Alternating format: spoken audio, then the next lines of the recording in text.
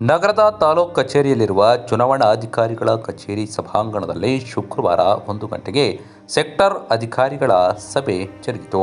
ಈ ಸಭೆಯಲ್ಲಿ ಸಹಾಯಕ ಚುನಾವಣಾಧಿಕಾರಿ ಆನಂದ್ ಮಾತನಾಡಿ, ನ್ಯಾಯಸಮ್ಮತ ಪಾರದರ್ಶಕ ಮತದಾನ ನಡೆಯುವಾಗ ಬಿಎಲ್ಒ ಹಾಗೂ ಸೆಕ್ಟರ್ ಅಧಿಕಾರಿಗಳ ಪಾತ್ರ ಮುಖ್ಯವಾಗಿದೆ ಎಂದು ಹೇಳಿದರು.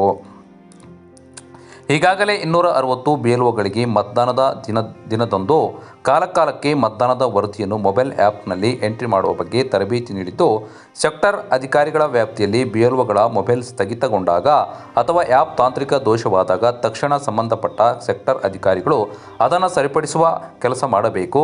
ಚುನಾವಣೆ ಆಯೋಗ ಮತಗಟ್ಟೆಯಲ್ಲಿ ಕರ್ತವ್ಯ ನಿರ್ವಹಿಸುವ ಬಗ್ಗೆ ಮಾರ್ಗಸೂಚನಾ ಪುಸ್ತಕವನ್ನು ಸರಿಯಾಗಿ ಓದಿಕೊಂಡು ಅದನ್ನು ಪಾಲಿಸಬೇಕು.